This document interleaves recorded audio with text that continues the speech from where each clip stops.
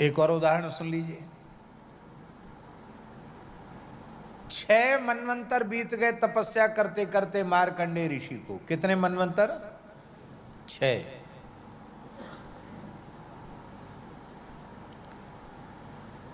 1000 चतुर्युगी में 14 मनवंतर होते हैं और 6 मनवंतर का समय तपस्या करते करते मार्कंडेय जी को व्यतीत हो गया। भगवान नारायण ने प्रकट होकर दर्शन दिया, बोले वरदान मांगो। मार्कंडेय जी बोले हम सुनते हैं कि आपकी माया बड़ी बलवती है, बड़ी प्रचंड है, और इतना समय तपस्या करते करते हुए हमने तो माया का अनुभव ही नहीं किया। माया होती कैसी है समझे ही नहीं। इसका तात्पर्य क्या है नवनीत प्रिय जी?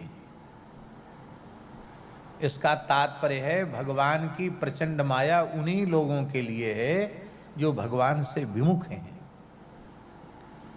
जिनका क्षणार्ध भी भगवान के चिंतन से शून्य नहीं है, जो निरंतर भगवान की उपासना में लगे हैं, उनके लिए न कलयुग है न उनके लिए अविद्या माया है।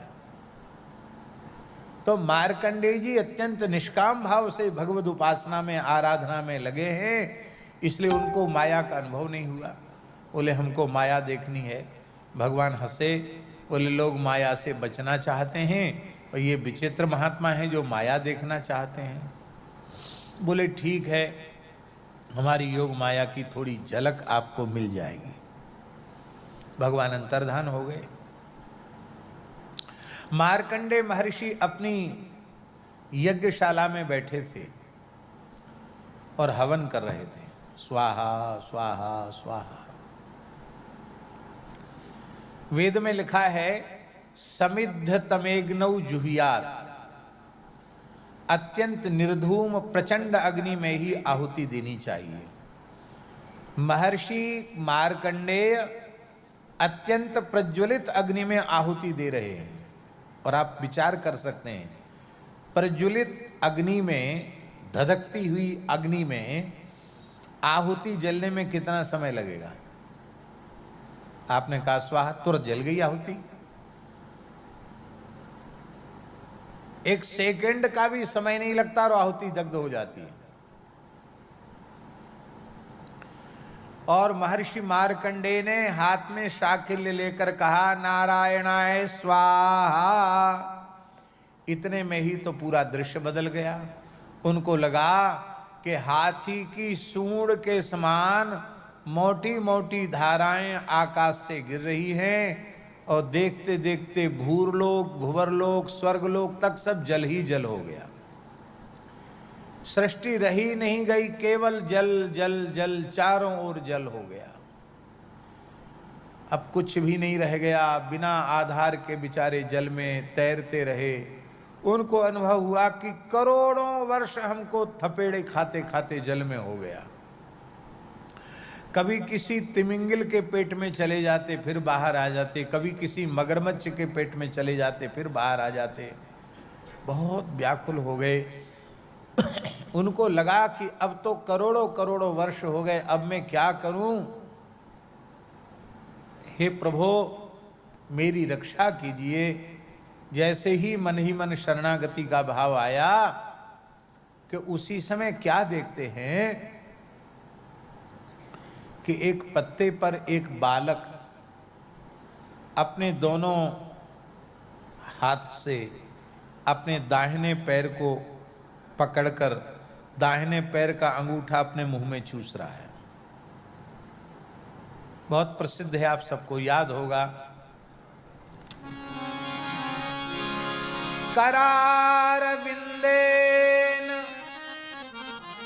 पदार विंदम मुखार विंदे विनिवेशयन्तम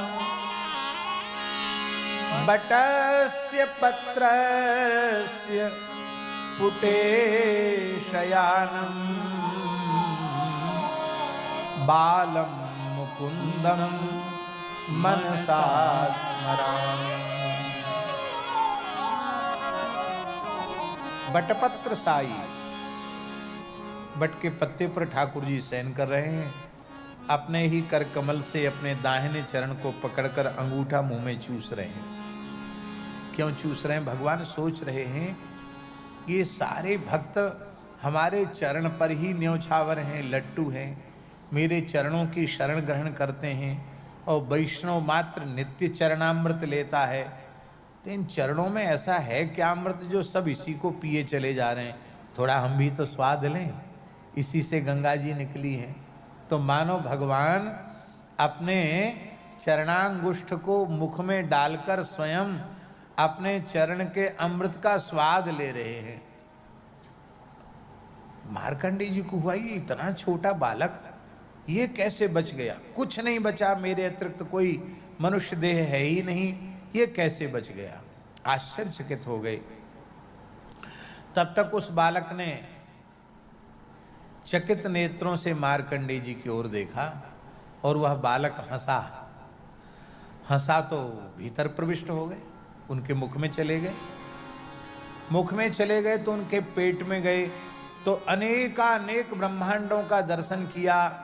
अपने आश्रम में भी पहुंच गए, वहां भी हजारों लाखों वर्ष तक रहे। बाद में भगवान जैसी फिर से हंसे तो फिर से मुख से निकले और देखते हैं कि वही बालक अपने पैर का अंगूठा अपने मुख में दिए हुए है।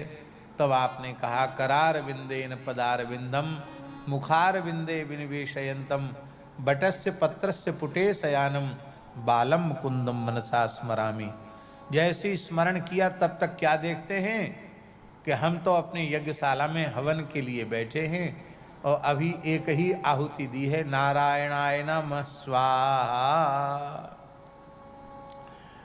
अब देखो इतने थोड़े समय के बीच में लाखों करोड़ों वर्षों का अनुभव, महाप्रलय का अनुभव, न जाने कितने ब्रह्मांडों का अनुभव हो गया। इसी का नाम है योग माया।